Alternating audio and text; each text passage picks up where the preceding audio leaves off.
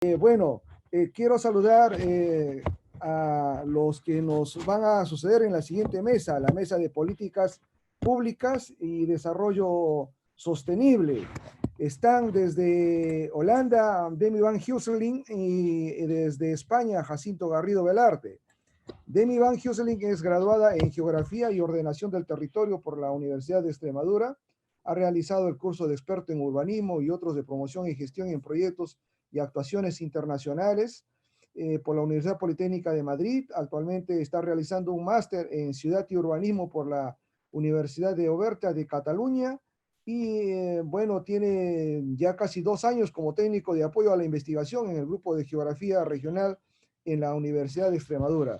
Es miembro fundador de FISAT y también acompaña como moderadores en este tema número 7 el doctor en Ingeniería del Paisaje, Jacinto Garrido Velarde, fundador también de FISAT.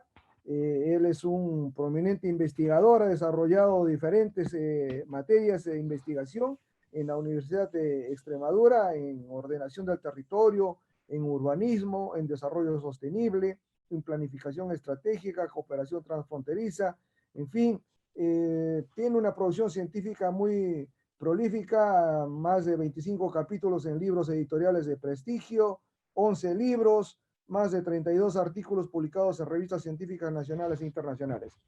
Ambos son nuestros moderadores. Good afternoon, good night en el hemisferio norte, y les dejo la palabra con Demi.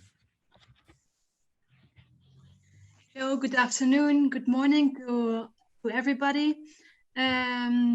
First, I would like to thank the organization of this International Congress, especially Julián Mora and Antonio Herri, for organizing this 5th International Congress of FISAT, and first to be completely virtual. You have proven, together with the organizing committee, that FISAT is a strong international organization able to bring researchers from several continents all together to develop and expose their international or their research and different projects, even if we can't be together physically during the current global pandemic. In these following sessions, we will bring together researchers from 5 different countries who will talk about public policies and sustainable development. This is a current theme which is very popular and often in the news. And the United Nations approach this subject through their Sustainable Development Goals. The European Union develops it through international strategics, and also national and regional governments treat this issue. So yes, we know that this is a very important subject, and all our different speakers will address their own perspective and their own research related to this theme. Before handing over to Dr. Jacinto Velarde, I would like to remind the speakers that you have 15 minutes to develop your presentation, and each participant will be able to address their questions within the chat, and these will be answered at the end of the session. Thank you very much and good luck. Thanks, Demi. Good night. First of all, I would like to thank all the people who make the Congress possible. Professor Julián Mora and PhD Antonio Fernández Herri from the direction, Nancy Santibáñez from Social Network, and Mercedes and Demi for the ability and support in all organizational tasks. Now, for question of tempo, for question of time, start the presentation of the speaker of session 7, public policy and sustainable development. The first speaker of session 7 is the Professor Joanna Kuruskowa-Pitt from WSB University, Poland. Professor Joanna when you want to start your presentation. Okay, good afternoon to everyone. May I share the screen? Yes, Yes. I'm a host Yes. now, yes? But Yes. before this, first of all, greetings from Poland to everyone. And I would like to thanks for the invitation for Professor Julian Mora and for Antonio Eri. I'm really happy that we can see each other only this way, this time, but hopefully it will be possible in the next year to meet again in person, maybe in Spain, maybe in Portugal, maybe in South America, because we really would like to start the travel again. Yes. But today I would like to present you my short issue related to the topic. Is it visible? Yes. Is it visible? Okay. So I would like to present my topic strongly related with my research institute directions of the research. The title is Regional Development, Governance and Cross-Border Projects, Learning Lessons from the Polish-Czech-Slovak Borderland. And at the beginning, I will tell you something about the regional and cohesion European policy. Then I will present some issues related to territorial governments on European borderland. And finally, I will focus on my region, on the Polish-Czech-Slovak borderland, which is, I guess, a good example of territorial cooperation. And I will finish my presentation with short conclusions. Okay. European Union regional policy and cohesion policy are confusing sometimes. Regional policy generally deals with the increase of the European Union regions and cities, and especially increase in competitiveness. And cohesion policy aims the strengthening economic and social cohesion by reducing disparities in the level of development between European Union regions. It supports mainly backward regions in the process of changing economic profile, and peripheral areas just like borderland. Professor Jana, could you please give the full screen of your presentation? I will do my best, but last time when I tried, it happened that I was not able to change the slides. Okay, it's working. Yes, no now it's okay. Okay, I will continue like this.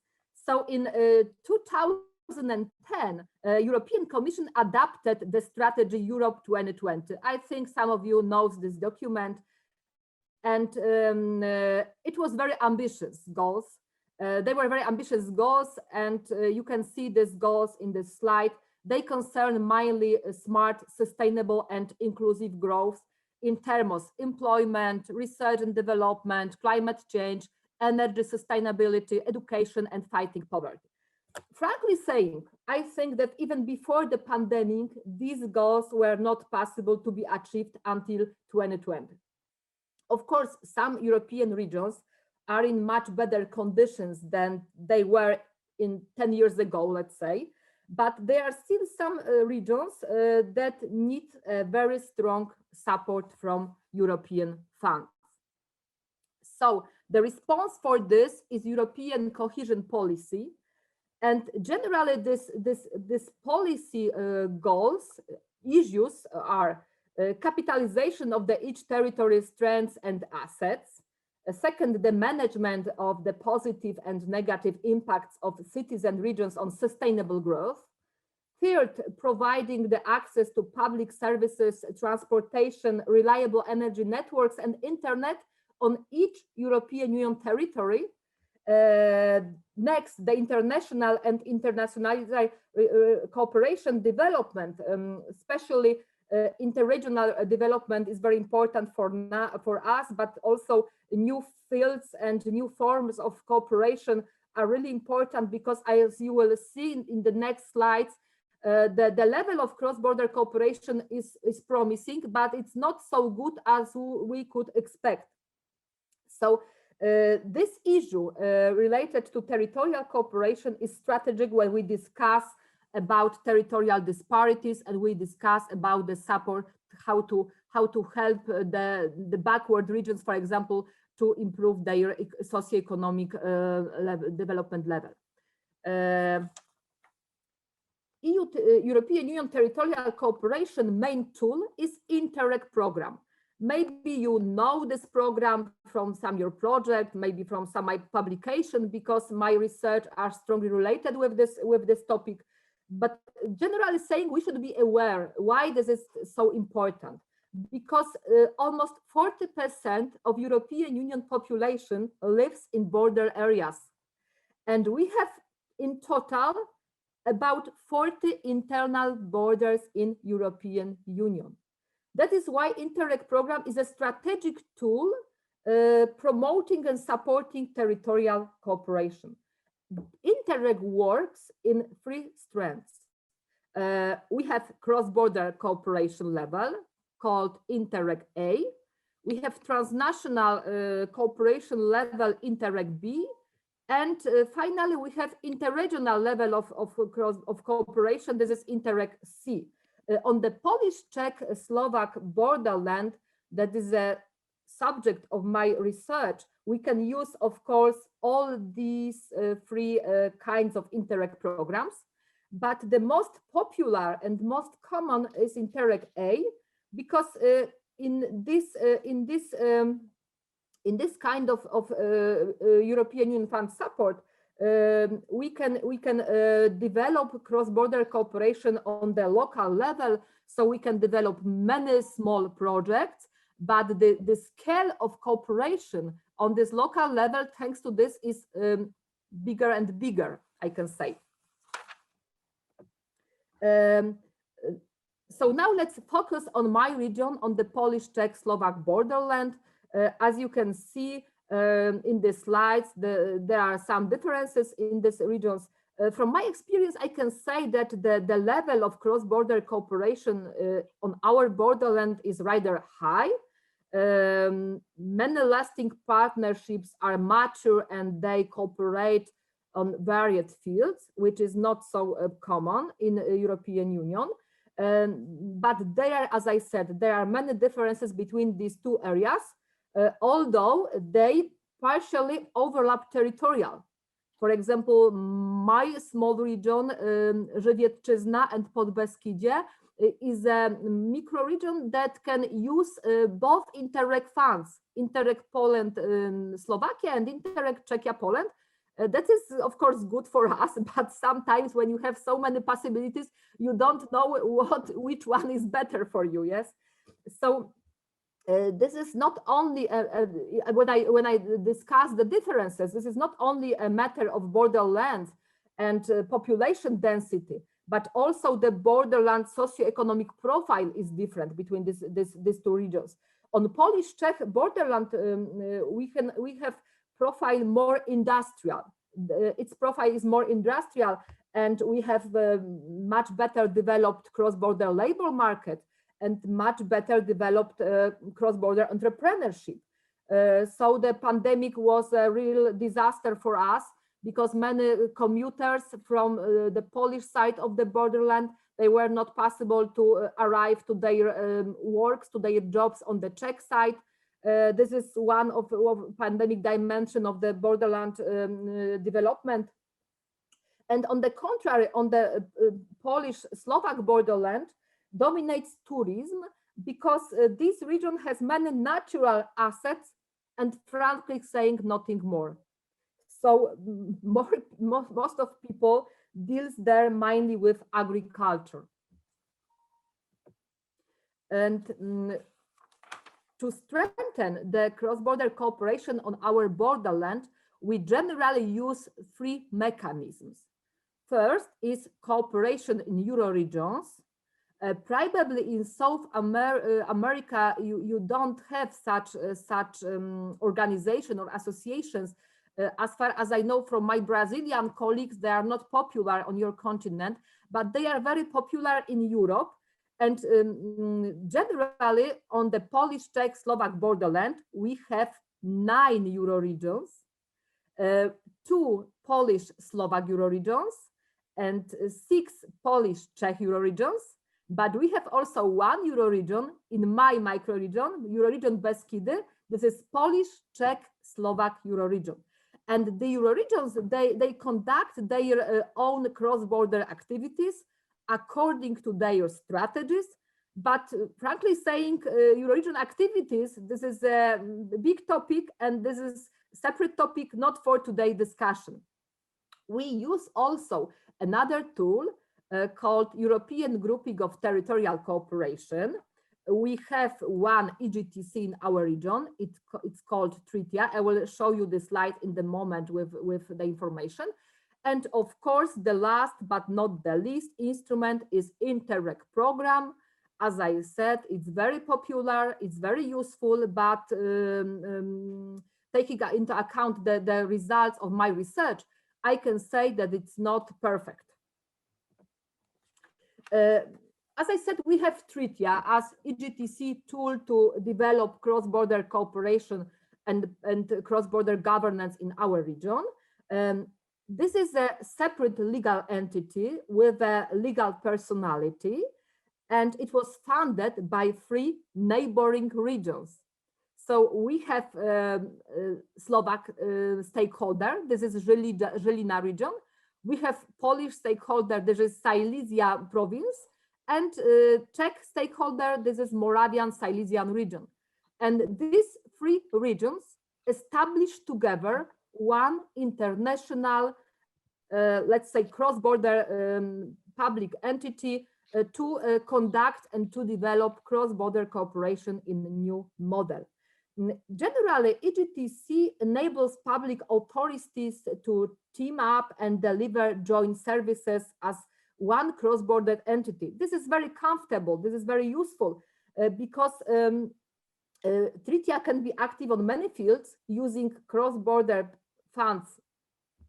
They are Interreg programs, and avoiding the necessity to establish a separate cross-border partnership to each project, to each cross-border project, because generally, when you would like to apply for money to Interreg program, you have to build a partnership, at least 2 partners from 2 neighboring countries.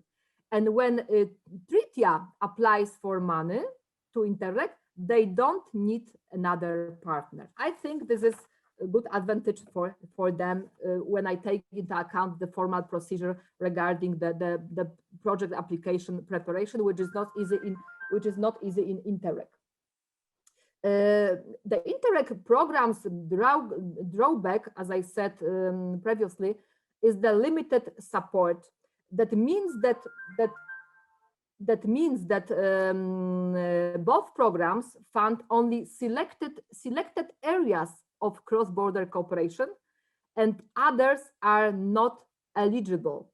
For example, entrepreneurship and activities for SMEs are not eligible. That's why, in my opinion, this cross-border cooperation is imbalanced. Why is imbalanced? For example, the Polish-Slovak program supports free access, environment and resource efficiency, sustainable transport, and education. Second program, Interreg Czechia-Poland, it supports 4 axes, combating climate change, employment and mobility, better education, and better public administration. So you can see that this support is selected. And another problem is barriers and catalysts of cross-border cooperation.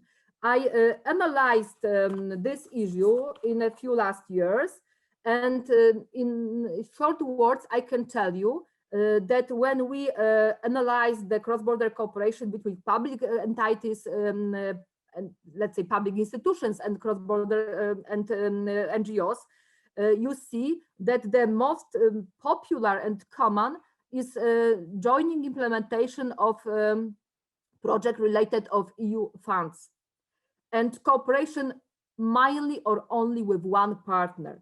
It is not good for us because when we take into account the huge support from Interreg, we can see that there is no movement in this cooperation. All the time the same model. And in terms of resources and potential of partners, they would like to develop the cross-border cooperation together. You can see again that own resources and subsidies as the most important both for public institutions and for NGOs. Why? Well, this is complicated to analyze in a few minutes, but I can tell you generally that to gather the money from Interreg, one should have the money at the beginning to cover the project costs, and then when you settle the project, yes, you can apply for reimbursement. So it's important to provide the financial input, the own financial input to the project. And frankly saying, for poor institutions, it is not a good tool to develop cross-border cooperation because they don't have funds for this. And again, in terms of joint activities, you can see in this slide that both types of institutions, they prefer cooperation in European Union projects. They are not interested in personal or interorganizational contacts on development of new areas of cooperation and implementation of innovation together. They are mainly interested in European Union project. And the question is, what happened if the Interreg program limits the cooperation, limits the funds for such kind of cooperation in the future? This is a serious question. And Anna, you have 2 more minutes, okay? Oh, okay. So I will go to the conclusions maybe, but I will only tell you about the biggest barriers. They are 3 internal and 3 external barriers.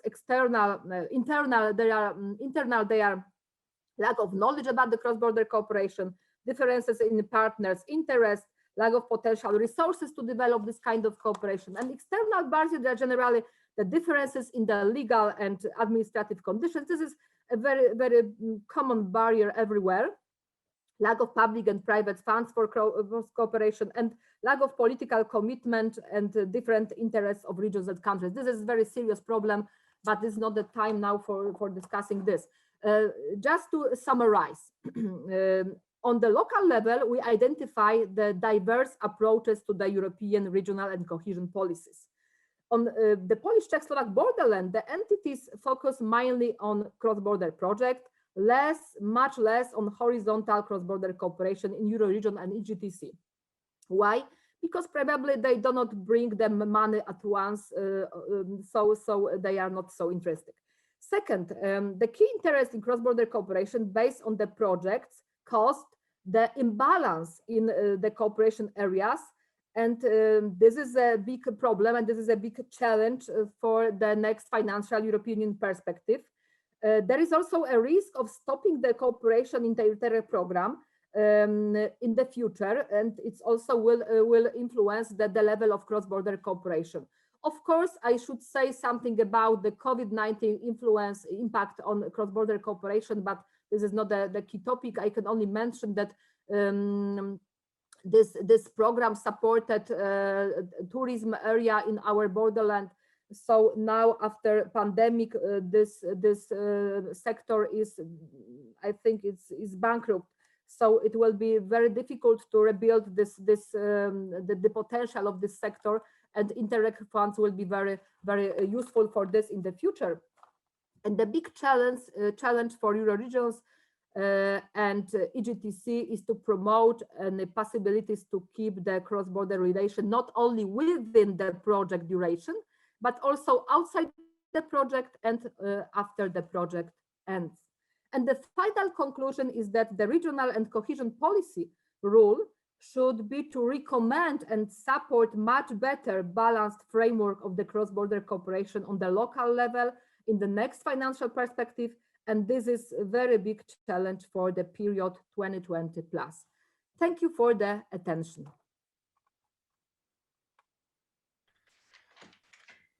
Thank you, Joanna, for your presentation.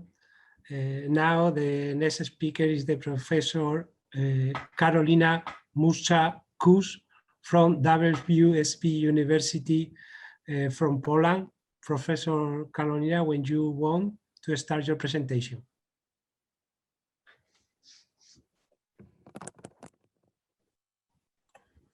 Good afternoon, good evening. Is it well seen, my presentation? Is it okay? Yes, okay, it's okay. Okay. Is it full screen? No, not yet. No. Not yet.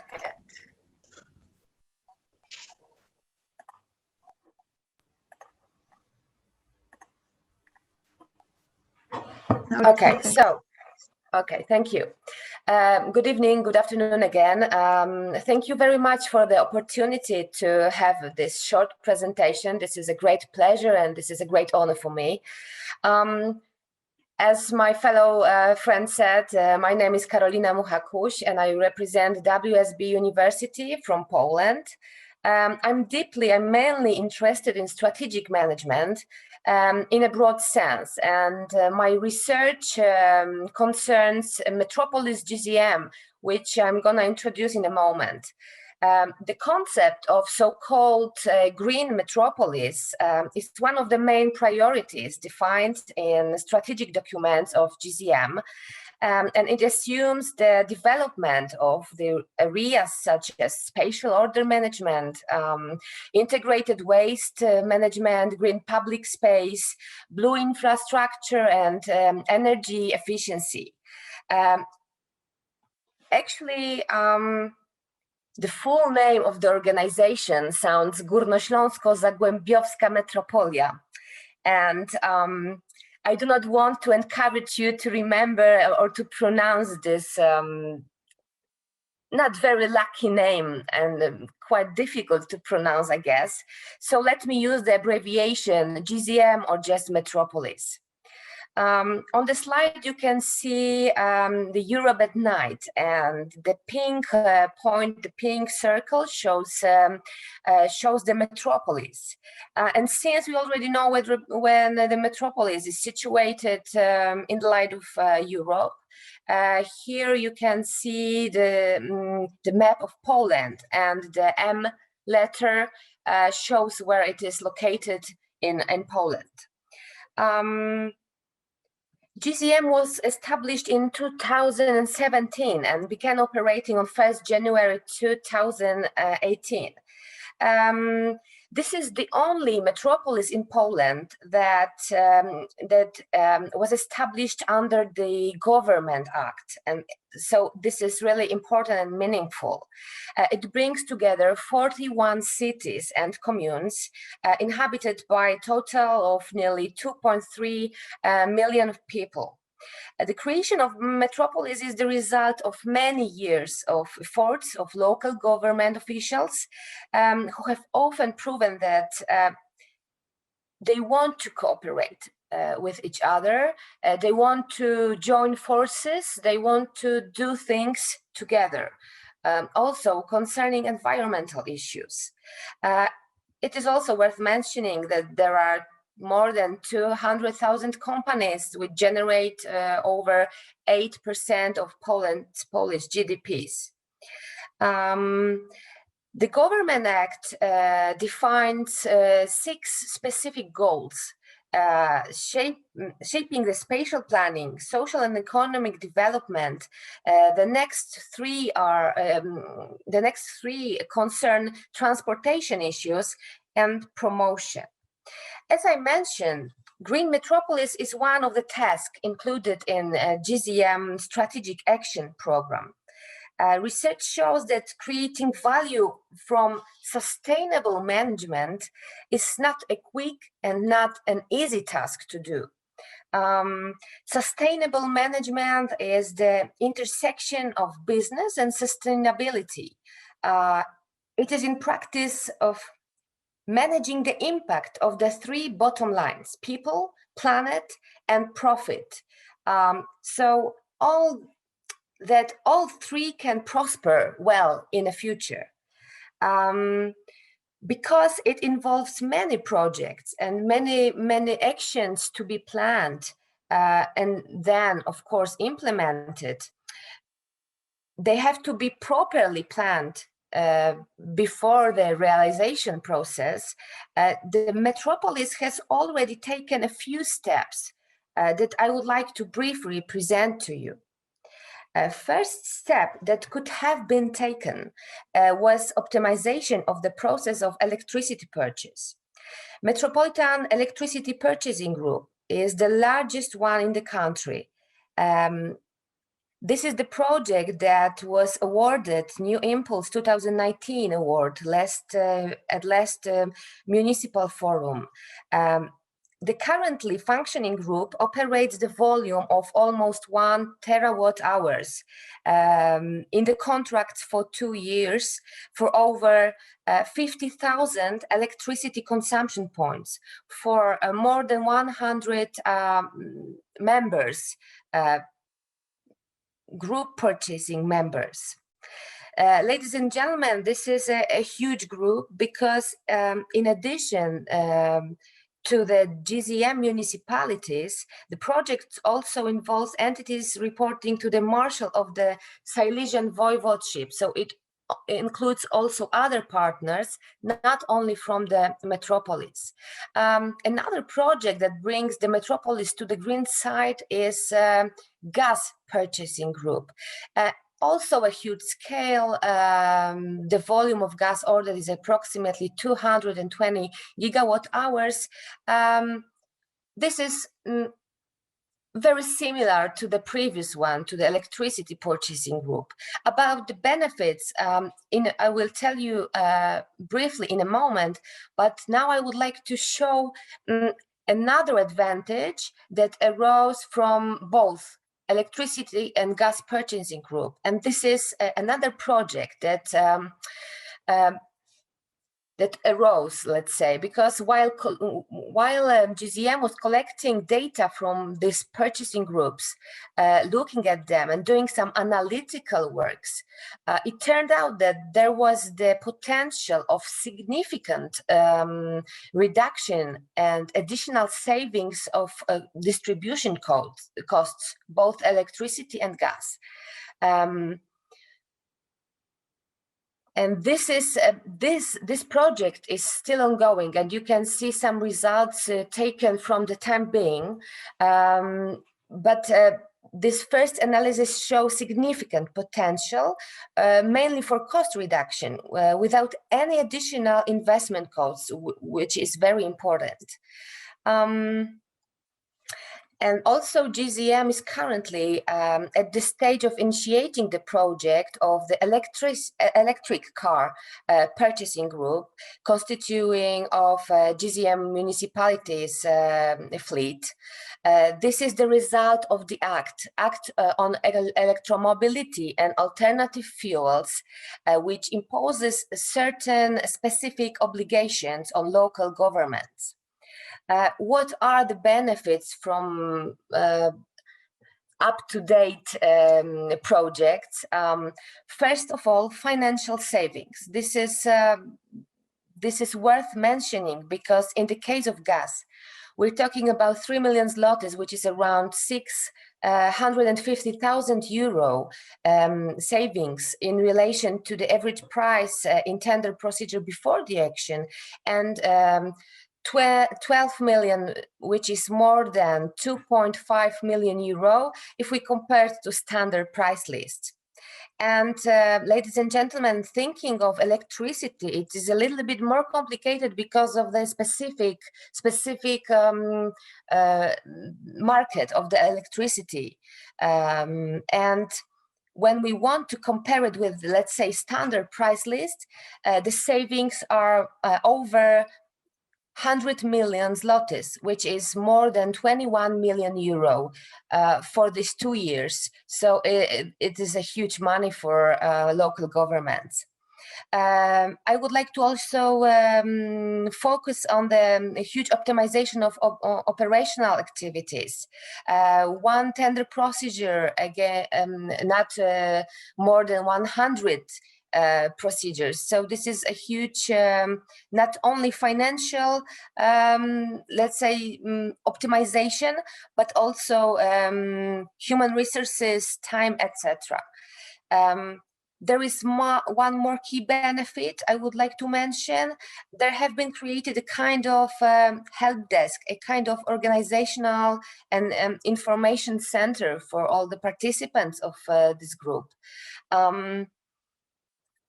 which was at the disposal of the participants of the purchasing groups and still is. So this is knowledge gathering center, let's say.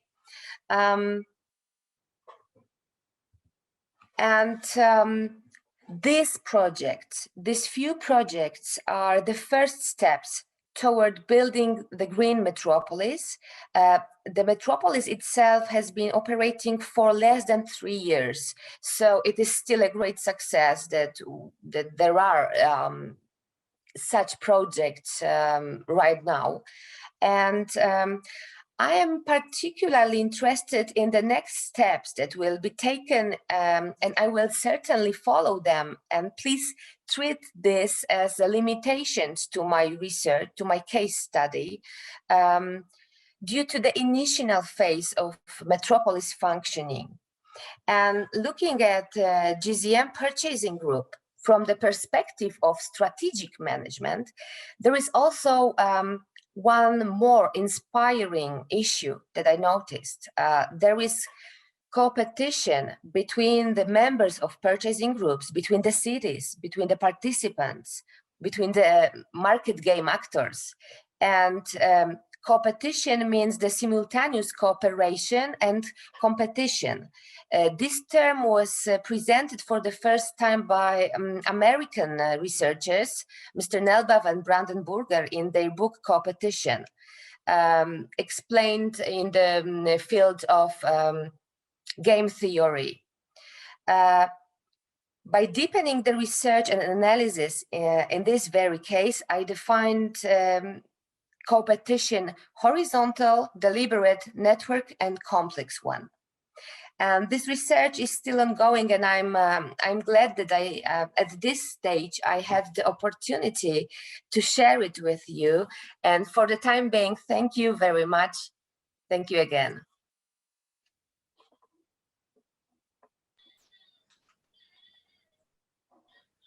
Thank you, Carolina, for your presentation. Now, the next speaker is the Professor Francisco Navarro from the University of Granada, Spain. Professor Francisco, when you want, you start your presentation. Hello, everyone. Do you hear me? Yes. Thank you very much for giving me the opportunity to share a part of my research with all of you. I'm very happy for it. Let me share my presentation. Are you watching it? Sorry? No. Okay.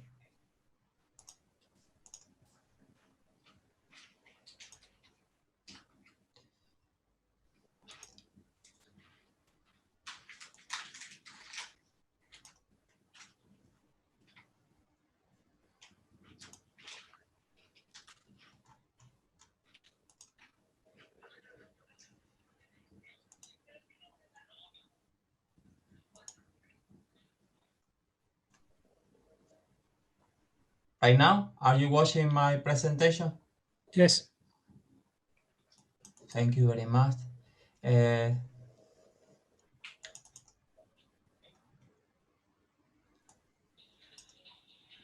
Sorry, I'm a bit nervous. Ow.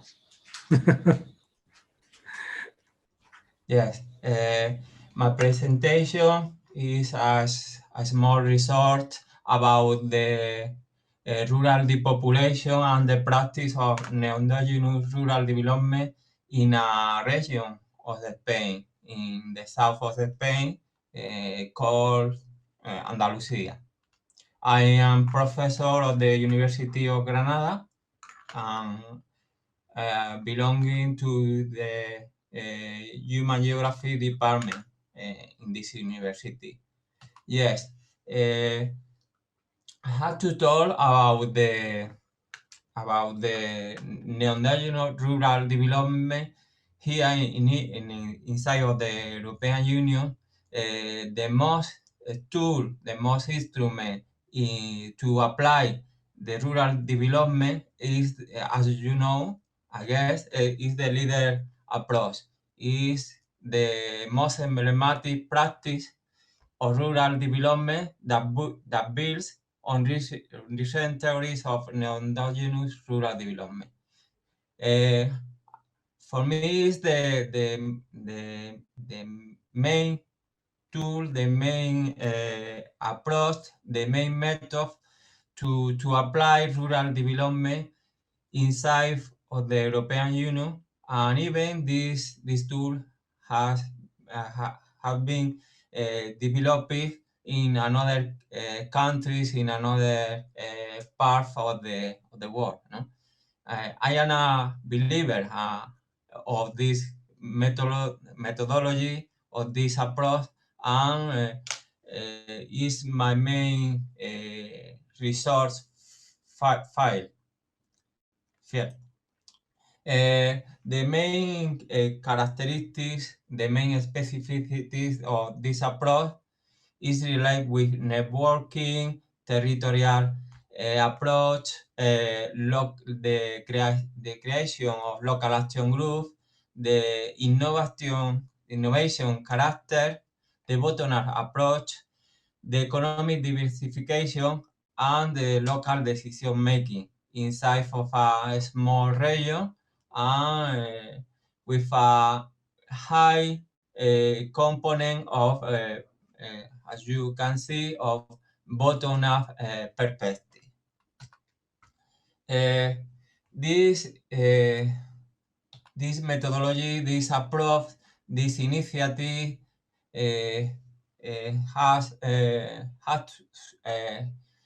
is beginning at the beginning of the 90s, with the reform of the structural funds inside of the European Union, and with the document of the future of the rural society. This is the beginning of the initiative.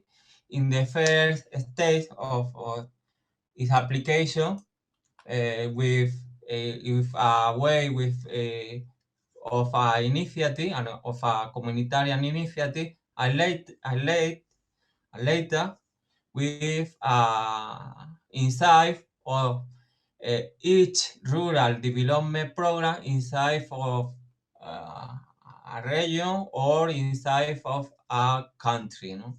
Because rural development program can be developed through region or through countries. The objective of my research is to try to show the effect of endogenous rural development practice in the populated areas, in the case of Andalusia, and try to show as well the role of factors in planning, in decision making, and implementation of this approach, of this leader approach. Our main hypothesis is the very low incidence, the wrong planning inside of this approach, and as you know, the low incidence and the low impact of this initiative, of this approach. About the bibliography, about the author who worked before about this topic, we can say that exists a lot of concrete policies. The specificities don't fit with problematics. Leader approach has been regarded as a minor tool. As well, we can say that the initiative, the program, has had a very poor results. And another finding from another author, local politicians use leader investment as a clientelistic and power instrument, and local council have the control of decision making. Additionally, sorry, we can say that in the same way, we can find very good practices, very good example in the database of European Network of Rural Development, or good project developed carried out inside of this the populated rural area. The study area, yes, the study area of my resort, of our resort, is the municipalities of Andalusia, of the Andalusian region, with extreme depopulation. 11 municipalities with a population decrease, with population losses about 22% between, with losses 22% between 2000 and 2019, and density of inhabitants less than 5 inhabitants per square kilometer. About the methodology, we analyze the local development strategies for the period 2015 and 2020, and inside of, and here we try to show how the population phenomenon has been treated, and on the other hand, the role of the three main stakeholders within the local action group in the processes of local decision making, planning, and the implementation. For these main stages, for these three phases of the application for the implementation of rural development program.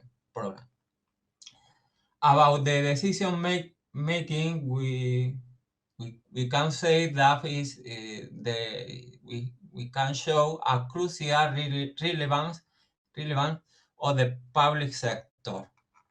If you can see the table below, you can see that the main protagonists come from the local government.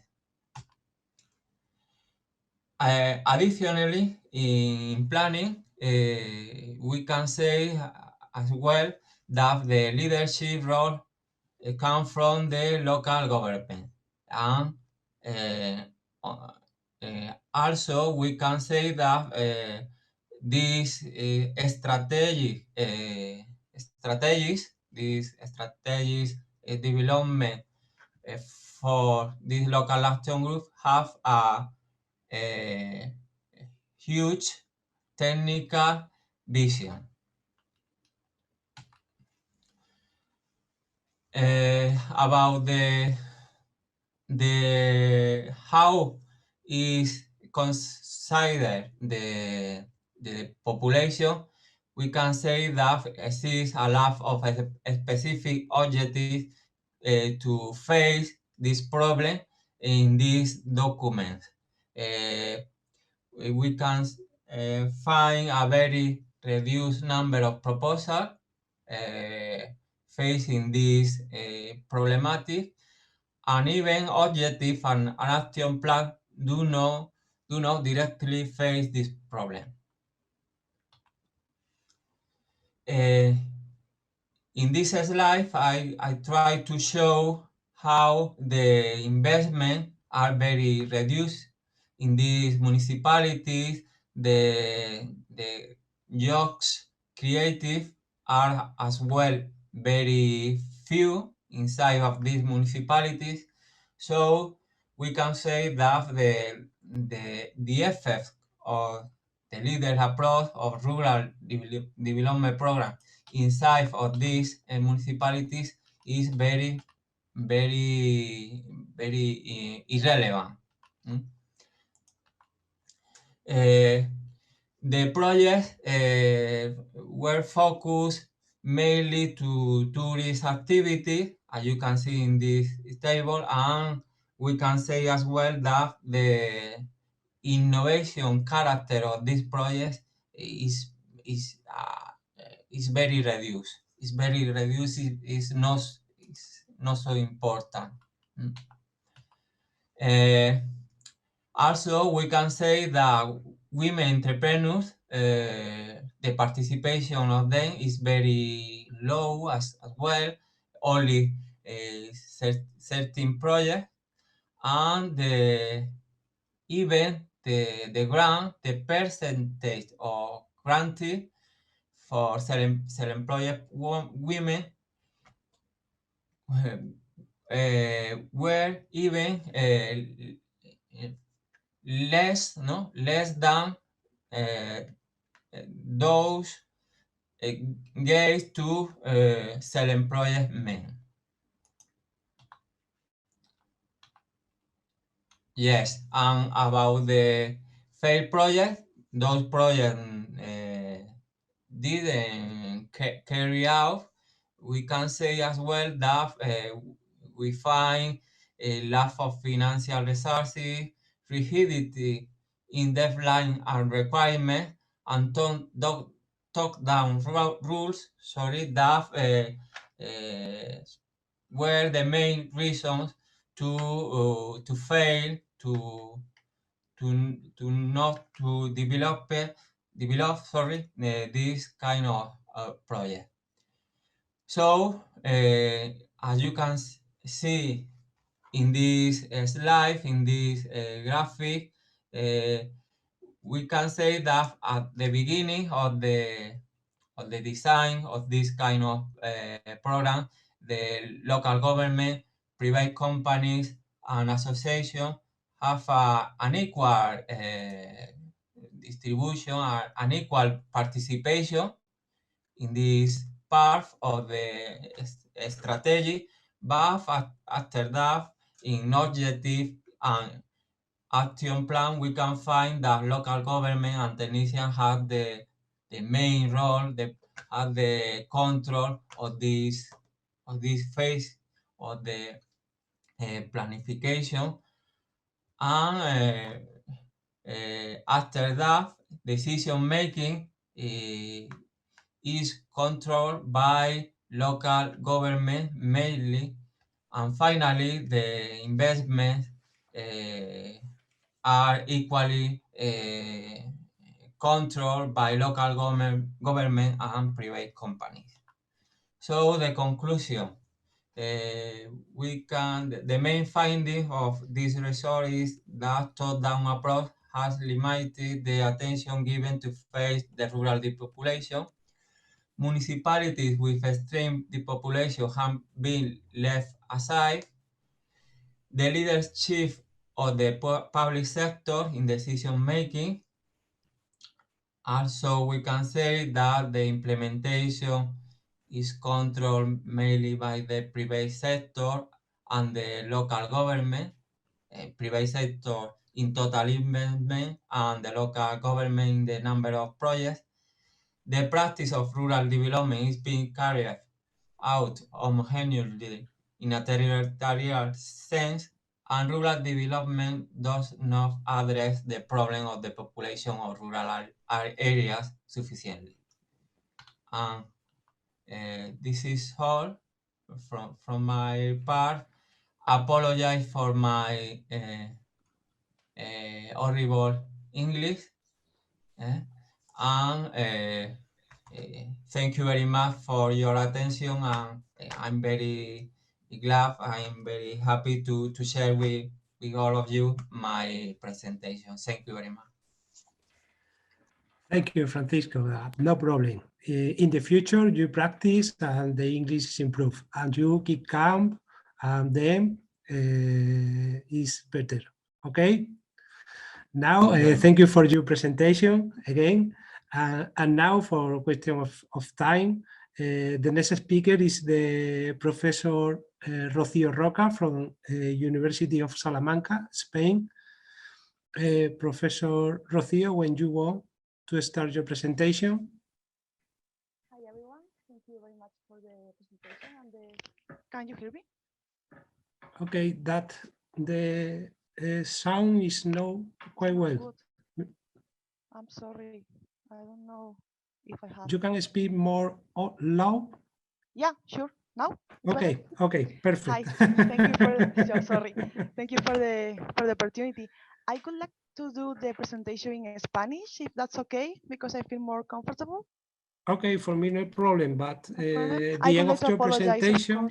Yeah, sure. Okay, no problem. In the end of the questions. presentation, Demi and me, I don't know, speak short after about your presentation. Okay. Okay, perfect. Thank you very much. So I'm going to share my screen. Okay.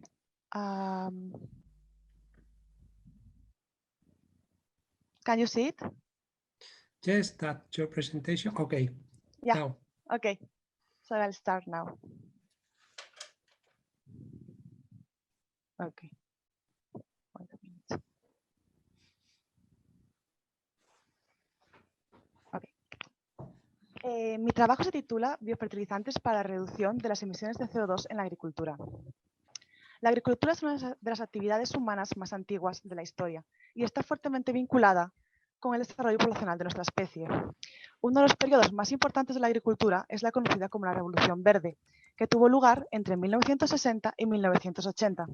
Este periodo está caracterizado por un gran desarrollo tecnológico relacionado con la agricultura, donde destaca el uso de variedades de cultivos de alto rendimiento, el desarrollo de sistemas de irrigación, desarrollo de nueva maquinaria y el uso de fertilizantes.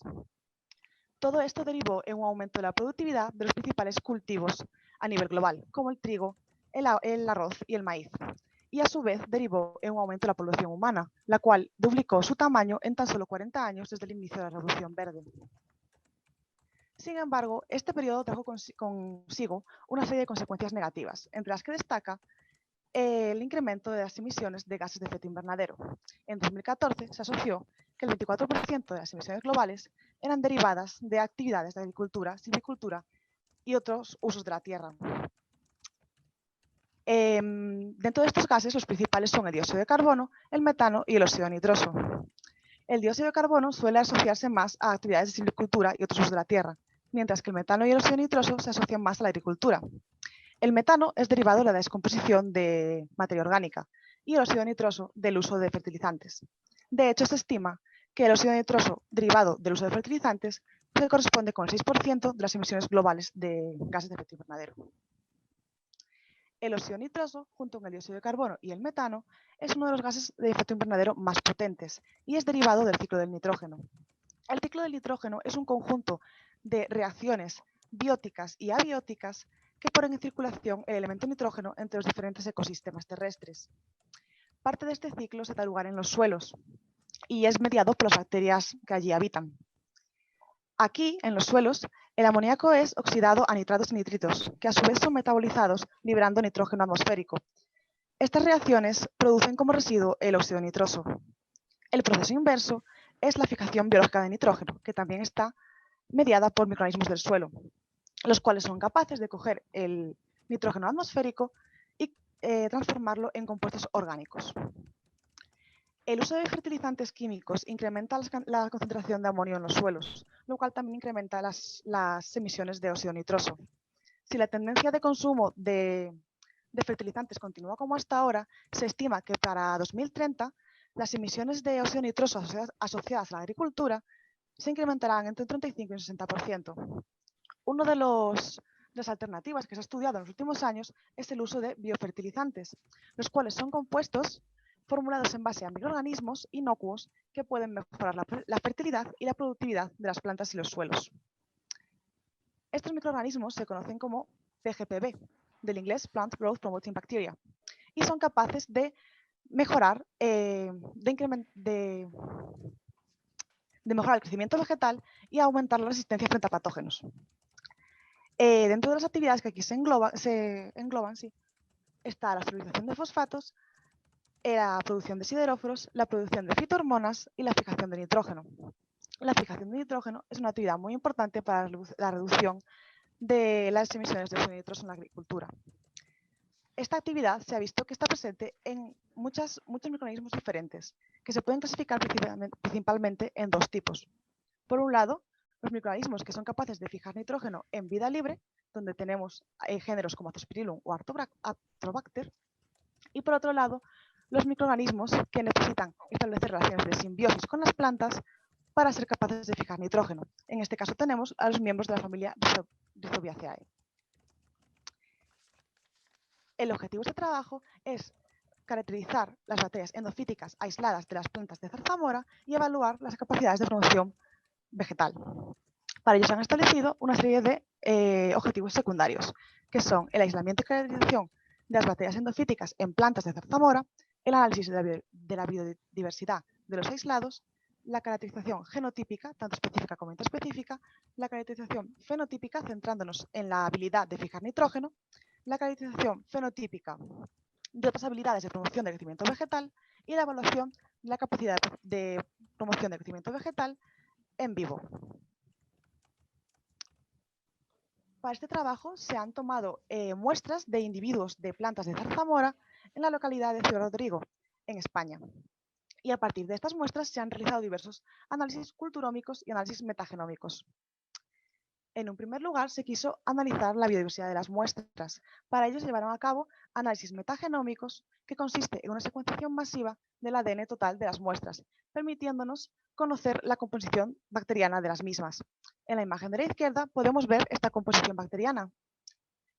Cada color se asocia con un orden bacteriano y el grosor de las bandas indica la proporción en la que se encuentra en cada muestra. En la tabla de la derecha vemos cuáles han sido los órdenes más comunes en cada muestra. Y en rojo tenemos marcados aquellos donde se sabe que hay bacterias fijadoras de nitrógeno. A mayores se ha querido analizar la diversidad, el nivel de diversidad de las muestras y también el nivel de diversidad entre las muestras. El primero es la diversidad alfa. Se han calculado 3 índices diferentes, donde se ve que las muestras de suelo son las más diversas, seguidas de las muestras de raíz y por último de las de tallo. Por otro lado, la diversidad beta analiza la diversidad entre las muestras, mostrándonos que las muestras de tallo y las muestras de raíz son más similares en términos de diversidad que con respecto a las muestras de suelo. A mayores se ha hecho una agrupación a partir de similitudes de las diversidades y se ha visto que la diversidad de las muestras de raíz deriva de la diversidad de las muestras del suelo y a su vez la diversidad de las muestras de tallo deriva de las de raíz y las de suelo. Esto se ve también reflejado en la imagen de abajo, donde se ve que en las muestras de la raíz hay un engrosamiento, un enriquecimiento de algunos taxones bacterianos presentes en las muestras de suelo y este efecto es magnificado en el tallo. A partir de las muestras se han obtenido 70 aislados bacterianos, a los que se les ha realizado análisis culturómicos, comenzando por la caracterización genotípica. Para ello, en primer lugar, hemos hecho la técnica RAPID, la cual nos permite agrupar las diferentes bacterias en función del patrón de bandas obtenido. Cuando el patrón de bandas presenta un porcentaje de similitud igual o superior al 75%, se les considera clones y por lo tanto la misma especie. Esto nos permite reducir muchísimo el volumen de trabajo, pasando de 70 aislados iniciales a 39. A continuación, se quiso secuenciar el gen 16S, el cual nos permite identificar la especie bacteriana de cada cepa. En las tablas vemos los resultados obtenidos y en rojo encontramos especies que se conoce que son fijadoras de nitrógeno. Una vez identificados nuestros aislados, procedemos a la caracterización fenotípica, comenzando por la fijación de nitrógeno. Para ello se utilizó un método presuntivo que nos permite evaluar la fijación de nitrógeno en vida libre. Se vio que el 34,7% de las especies evaluadas eran capaces de fijar nitrógeno, destacando géneros como Bacillus, Arthrobacter, Pantoea, Pseudomonas o Inquilinus. A mayores se quiso evaluar la producción de ácido indolacético. El ácido indolacético es una fitohormona que induce la división de las células vegetales, promoviendo la elongación del tallo, la elongación de la raíz, la producción de raíces secundarias y la producción de pelos radiculares. Para ello usamos una técnica cuantificativa basada en la espectrofometría. En la tabla de la derecha podemos ver las cepas que mostraron una producción más alta. La mayor parte de estas cepas son conocidos patógenos de planta. Esto es debido a que la producción de ácido hidroacético en exceso se asocia con muchas enfermedades vegetales. Sin embargo, ha habido algunas cepas que han mostrado que han producido cantidades aceptables de ácido hidroacético y que se sabe que son inocuas.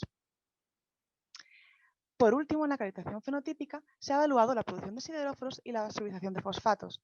Estas dos actividades bacterianas permiten a la planta obtener dos de los elementos más importantes, nutrientes más importantes, el hierro y el fósforo.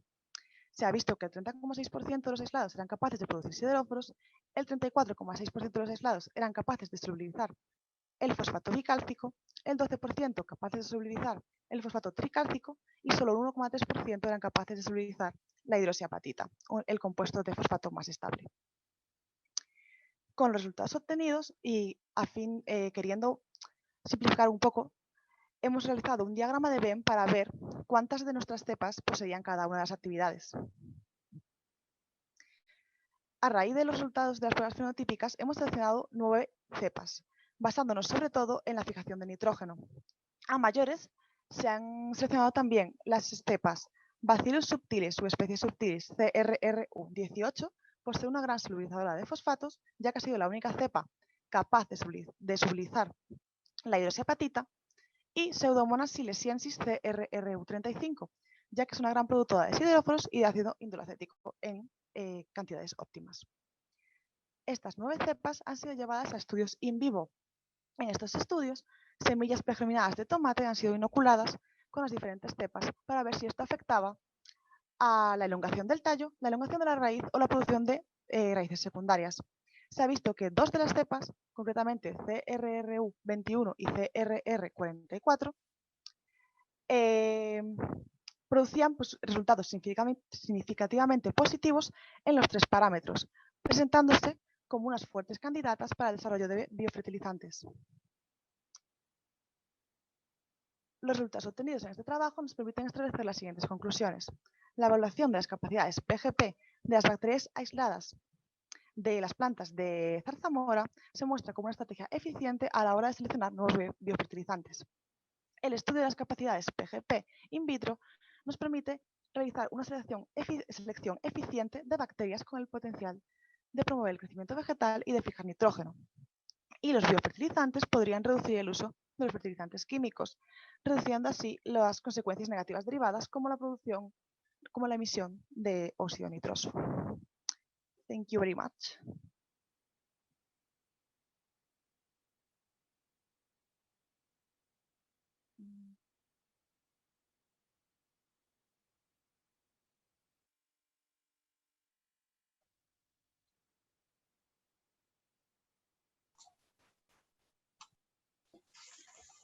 Thank you very much, Rocio, for your presentation. We have summarized your presentation in English within the chat. So if anyone wants to read it in English for better understanding, this is possible through the chat. Okay. Thank you very much. Thank you, Demi. I don't put the sound in my computer. Okay, now I will continue with the presentation. The next speaker is the Professor Zaki Santa Maria from the University of Salamanca, Spain too. Professor Zaki, when you want to start your presentation. Hola a todos. Okay. ¿Se me oye? Yes. También había pensado en presentar en castellano, si no es molestia, al igual que Rocío. Sí. Okay, the same. In the end of the presentation, Demi and me put a brief summary of your presentation in the chat. It's okay? Okay, it's okay. Okay, when you want, you start your presentation.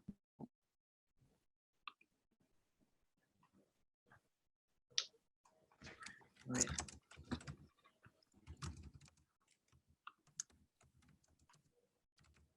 ¿Lo estáis viendo en la pantalla? Sí. Yes. Vale. Bueno, lo primero, muchas gracias por la oportunidad de presentar el trabajo en este congreso.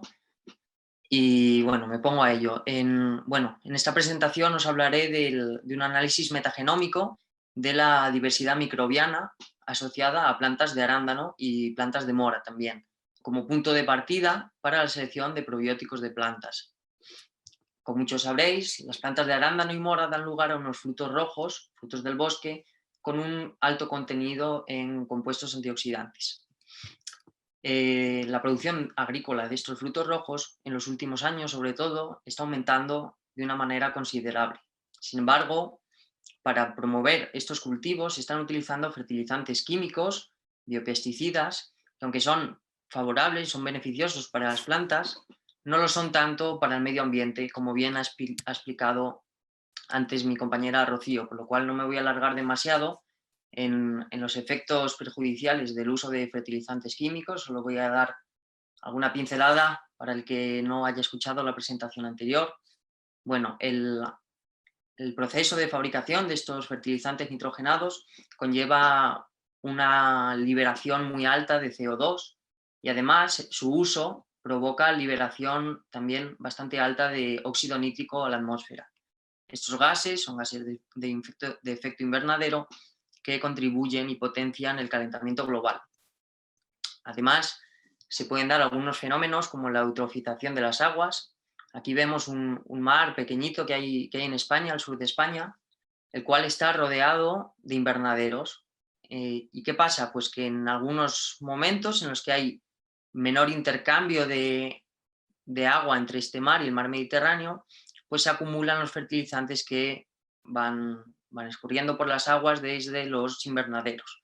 Se acumulan los fertilizantes y también promueven el crecimiento de las algas de este mar, por lo que al formarse ese tapete de algas no penetra tanto la luz del sol a las capas inferiores del mar e incluso van consumiendo más el oxígeno del agua. Y todo esto altera el ecosistema marino de esta región. Incluso, aparte de los fenómenos medioambientales, también el uso de estos fertilizantes o pesticidas, sobre todo, son perjudiciales para la salud humana. Como otro ejemplo, a lo mejor menos sonado, es que pueden provocar que se acumulen nitritos en hortalizas y verduras, lo cual puede dar lugar a enfermedades como la metahemoglobinemia. ¿Y qué podemos hacer nosotros? Pues bueno, lo que está claro es que hay que buscar alternativas a los fertilizantes químicos. Y la búsqueda de esas alternativas puede pasar por el estudio del microbioma de las plantas. Decía Leroy Hood que todos los organismos multicelulares poseen un microbioma. Como ejemplo, el microbioma humano, cada persona tenemos en torno a unos 300 trillones de microbios dentro del cuerpo. Por lo que lo mismo, por cada célula humana coexisten 10 células microbianas. Esto es que por cada gen humano hay alrededor de 200 genes microbianos distintos. De hecho, el microbioma intestinal contribuye al 36% de las pequeñas moléculas presentes en la sangre, por lo que no es de extrañar que las disfunciones del microbioma se correlacionen con distintas enfermedades. Pues bien, al igual que los seres humanos, las plantas también tienen su microbiota y su microbioma, el cual pues no es igual en las distintas partes, en las raíces, rizosfera, en las hojas, etc.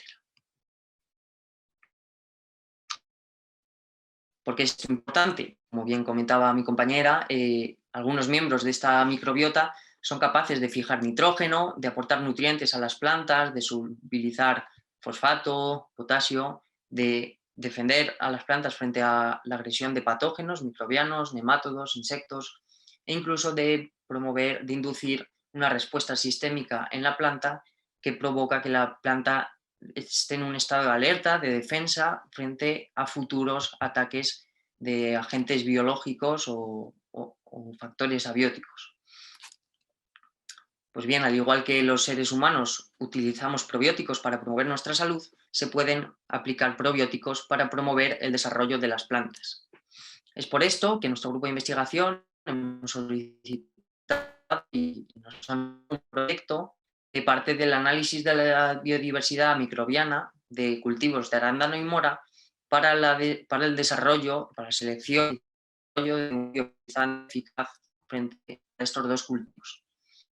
Bien, el análisis de las microbianas se ha realizado a través de la secuenciación masiva de amplicones o metagenoma de amplicones. ¿En qué consiste esta técnica? Pues consiste primero en extraer todo el ADN de una muestra con su microbioma, es decir, tenemos aislado el genoma de todos los miembros bacterianos, fúngicos de esta comunidad, y secuenciaremos una región de interés.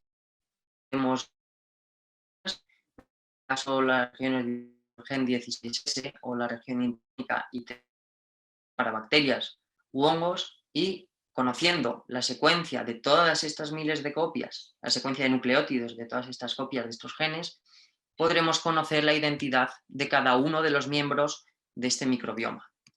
Porque estas regiones o este gen, bueno, el gen ribosómico 16S se utiliza en taxonomía bacteriana, es decir, que identificando este gen de una bacteria se puede asignar su taxonomía, porque está muy conservado dentro de una misma especie.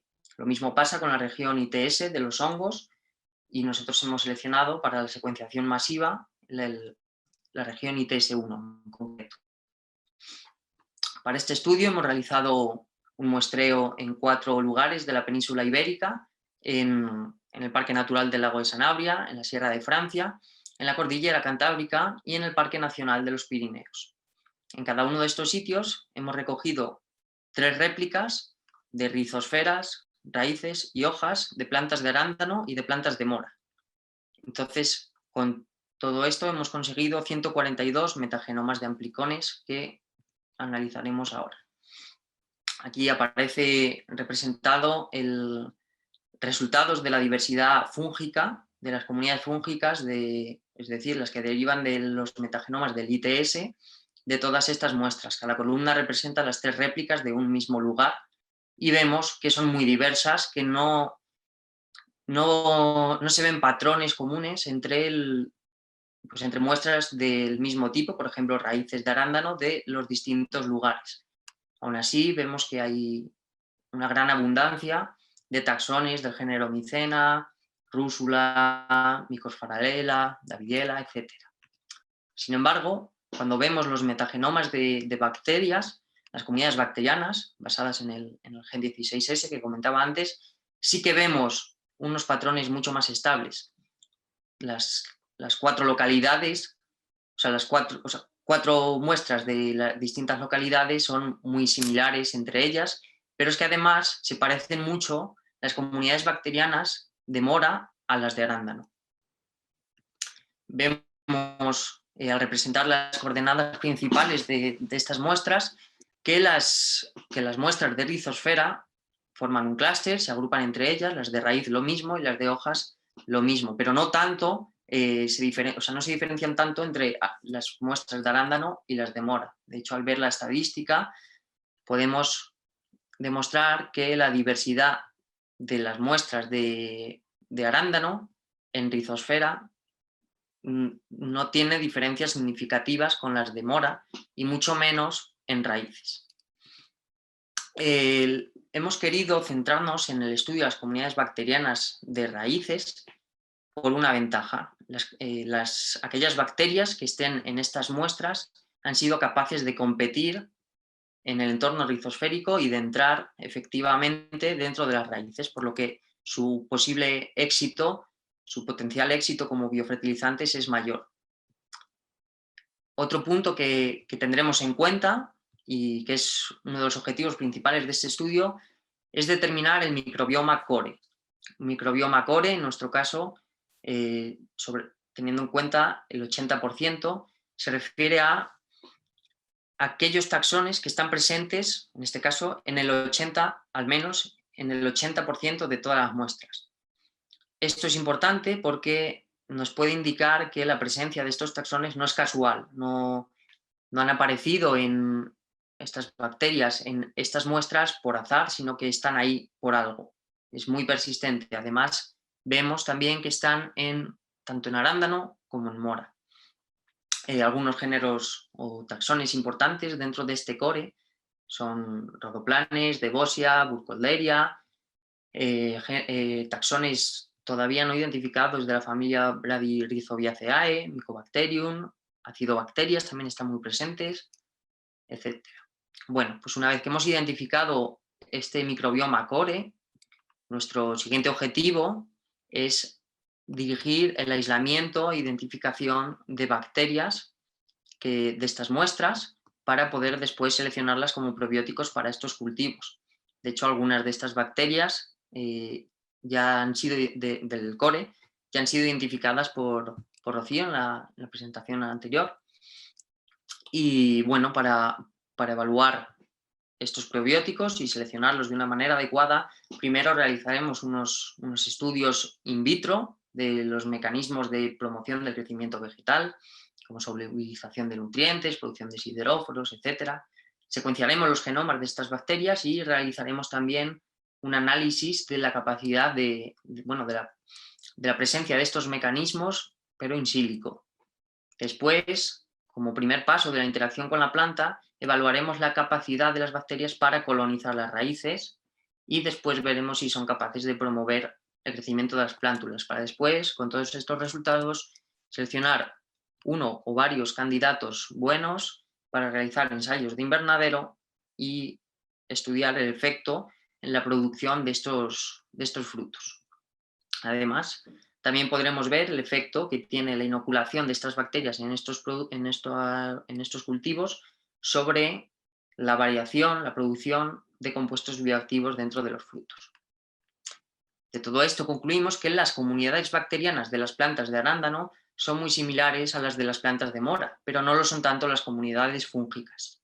Además, las comunidades bacterianas son muy estables entre muestras, obteniéndose un microbioma core amplio, mientras que apenas existen taxones comunes entre los metagenomas del ITS, es decir, el de los hongos. También que la determinación del microbioma core de las raíces de mora y arándano servirá de base para dirigir el aislamiento de cepas y para la elección de un biofertilizante bacteriano eficaz. Muchas gracias. Thank you. Thank you for your presentation. In the chat, we share a brief summary of the presentation of the speaker. Now I continue with the session. We are sorry to say that PSD Alexander and Ali Nadhov couldn't make it to the presentation today, and we continue directly to Maria Guadalupe. Now is the next speaker is Maria Guadalupe from National Polytechnic Institute from Mexico. Professor Maria Guadalupe, when you want to start your presentation.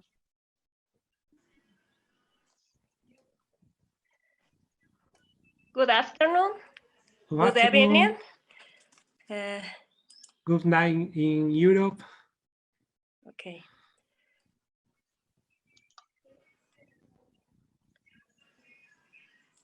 Is it visible? Yes. Okay. Well, I am research teacher of Master and Doctorate program in Architecture and Urbanism of Tecamachalco, School of Engineering and Architecture, National Polytechnic Institute of Mexico. My topic is public policies, deficiencies, and inequalities in Mexico, effects or affectations on architecture and heritage, complexity and gender perspective. Well, by coincidence, in Mexico today is the day of the Virgin of Guadalupe, mother of the whole country and symbol of identity, and finally, woman. This work is part of the research project, Urban Complexity, Architecture and Heritage, with a gender perspective, see project number 2020-22-47. With the members, researchers, Ricardo Antonio Tena Núñez, Felipe Heredia Alba, Gregorio Stanislao Luna, and external researchers, José Antonio Ayala. The project is related with other project, 2020-57, with the researcher Feliciano Parrales. The students are Erendira Álvarez, Lina María Arias, Alejandra Calva, Tania Guadalupe, Elsa Leiva, Carolina Navarrete, Erin Niño, Yetzalita Lía Silva, Wendy Torres. I take this opportunity to thank you. Abstract. Keywords: policies, inequalities, architecture, heritage, gender. Where is the principal questions? What have been the rise of women in the history? The principal objective is evaluate the deficiencies in public policy from a gender. With a methodology that address complete thinking for quality and quantity aspects, generate an education that promotes a better social environment. Well,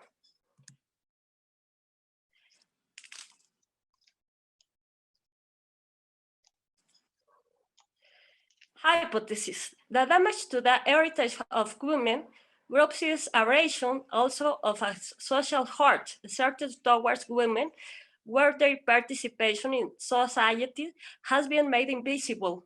In addition, by the lack of public policies that generate equal rights, gender equity, participation in the war in the city, in addition to fairer laws. The analysis ACE's proposal, the horizontal axis is theory with culture, the vertical axis with public policies and feminism, and the transverse axis heritage with architecture. The theoretical framework, some theories such as Carlos Garcia Vázquez talk about of the women and the issue of gender in their text Hojaldre City, in the part where they contemplate the organized city life, the subtitle, The City of the Different, the City of the Women. And he mentioned the following in the 1990s, innovative studies have been carried out of the role that gender, race, or sexuality played in the city. Another citation, the gender perspective is based on gender theory and is part of the critical high theoretical paradigm and the cultural paradigm of feminism. Gender analysis is the thesis between gender theory and the so-called gender perspective. This citation is the Marcela Lagarde. Other theoretical is Galeana with the book The History of the Feminists in Mexico. She made a history, the feminists. And another theoretical, Dick Kilpatrick, says, in any society, governmental entities enact laws, make policies, and allocate resources. This is true at all levels. Public policies can be generally defined as a system of laws, regulatory measures, courses of action, and funding priorities concerning a given topic promulgated by a governmental entity or its representatives. How the law influences treatment of violence against women survivors. Fieldwork. We made various tours in the history center of the Mexico City, and we saw the phenomenon vandalism monuments with some phrases. I will also say them in Spanish because they are writing so. Feminicide México, México feminicida, race peace state, Estado violador. Another facts, in March 8th, Women's Day, March Day, March 9th, National Strike, Day Without Women. The performance, A Race Peace in Your Way.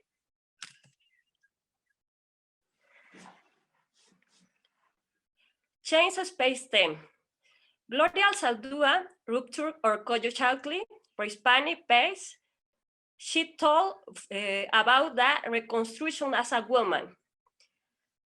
Other text is the Pierre Bourdieu, male domination, the patriarchal system, and other is the Simone de Beauvoir, the broken woman, and the Labyrinth of Solitude by Octavio Paz, where he talks about Malanes and Mexican idiosincrasy and the gender. Rosario Castellanos also write the Balloon Canon. And Patricia Galeana, again, History of Feminism, 2017. In 1915, he founded Ermila Galindo. She founded and directed the literary and political weekly, Modern Woman. Through this publication, he promoted secular education, sexual education, as well as the equality of women and men. In the Senate chamber, Patricia Mercado presented on behalf of the parliamentary group of Movimiento Ciudadano an initiative to reform Article 35 of the political constitution of the United Mexican States that guarantees the right of access and exercise of public function under conditions of equality.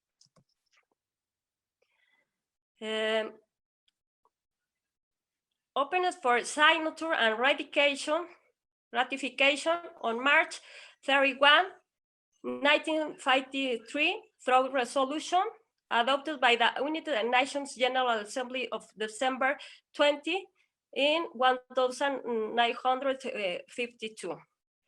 The Convention on the Political Rights of Women.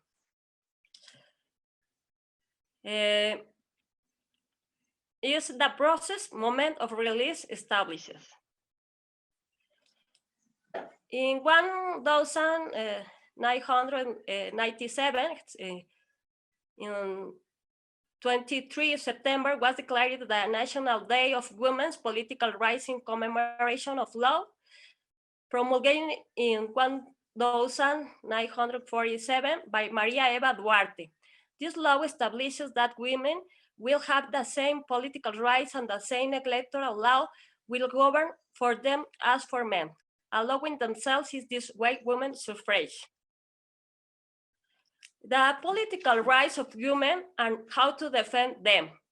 United Nations Women in Mujeres and the member organizations of the SUMA initiative present this workbook as a resource to know and disseminate the political electoral rights of women in Mexico in 2014. This picture, I like me because she is silenced. This photo told for Chiapas enters the third month of reprehensible acts against the political right of women in indigenous municipalities. Conclusions. The iconoclast that consists in the destruction of cultural elements is the result that it is perceived in the heritage. However, the concept of anastylosis consists of the restoration through methods in heritage elements. A newly used called social anastylosis is proposed where it is restored inequalities through public policies and better legislation, creating laws that promote justice. Thank you very much. This is my bibliography reference, and is all. Thank you very much. Thank you, Maria, for your presentation, and thanks to all the speakers for the excellent presentation.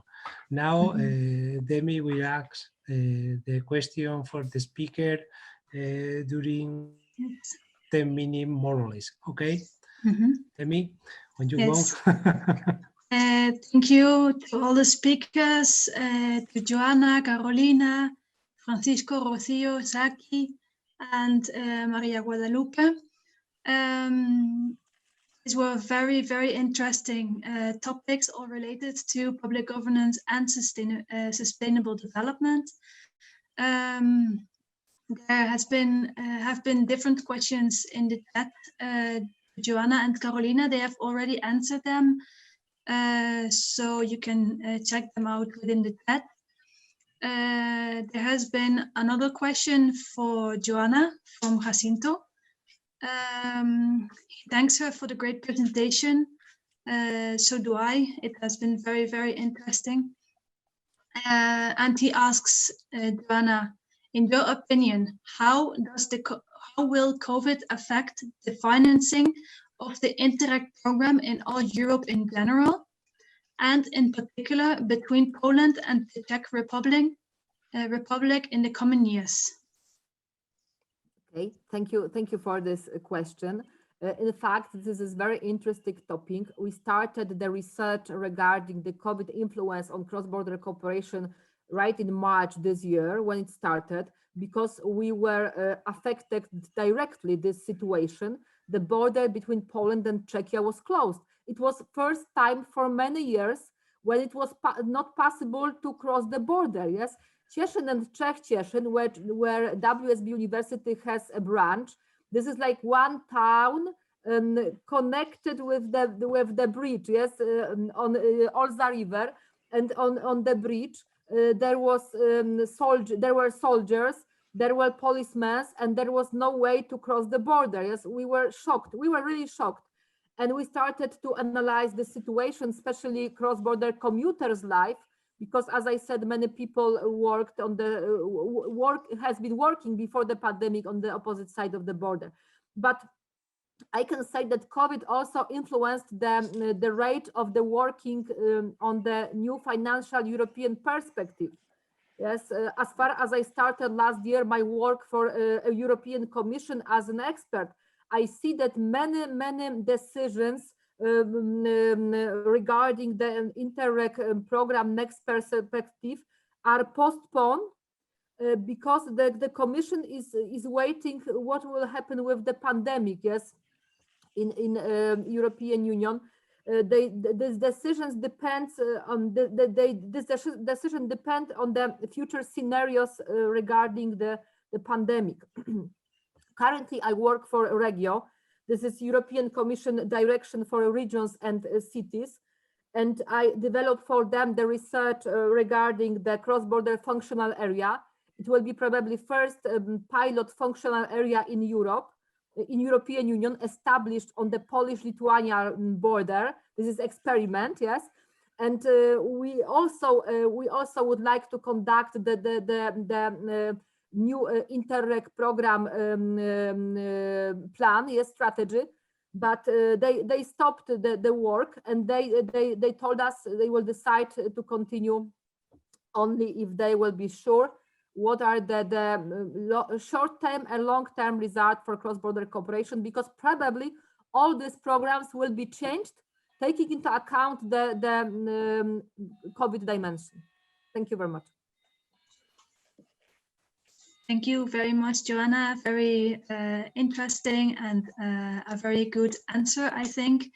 It's an uncertain time, but we keep having hope that these projects will have a good future and will be well developed. Thank you very much. There's a question from Carolina to Maria. Very interesting research. It was a great pleasure to follow your presentation.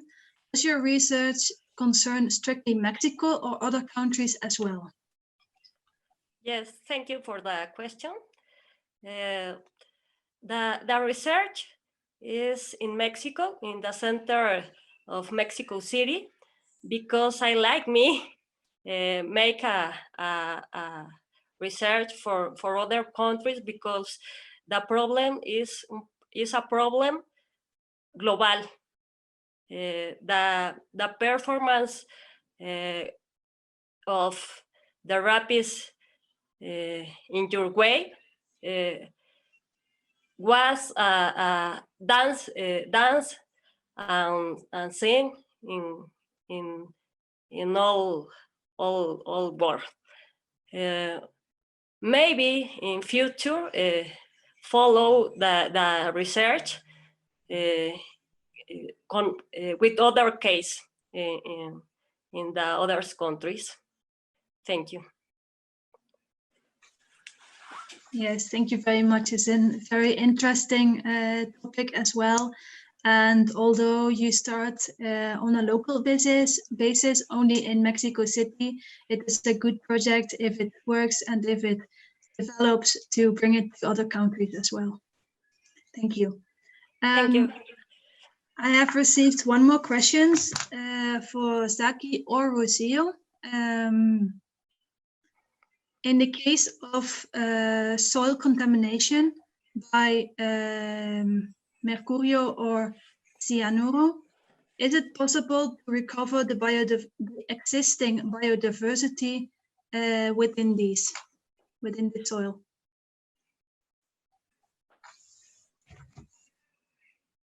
I will put your question as well in Spanish within the chat.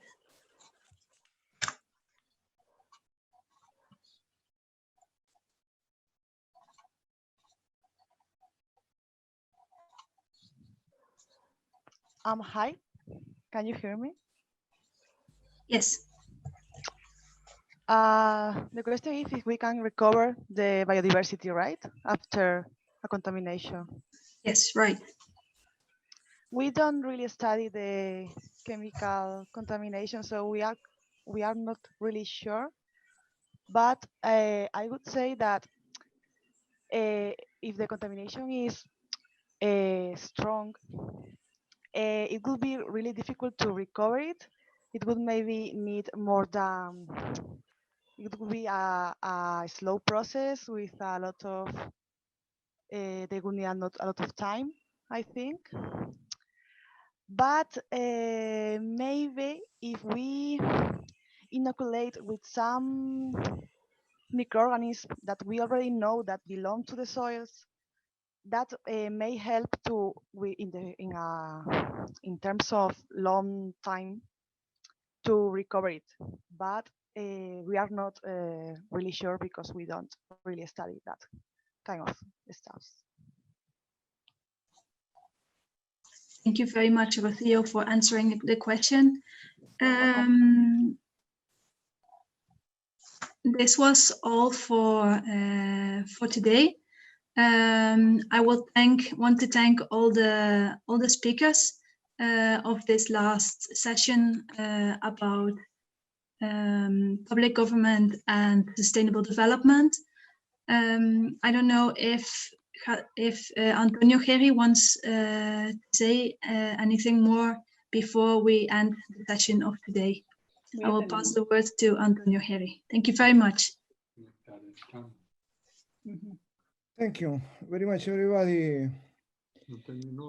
Gracias a todos, gracias Jacinto y a Demi. Ha sido una jornada muy interesante con la que estamos concluyendo el día de hoy y les invitamos cordialmente al día de mañana a continuar con la tercera fecha del 5º Congreso Virtual Internacional de Sostenibilidad Ambiental y Territorial, Responsabilidad Social Ambiental, Retos y Propuestas.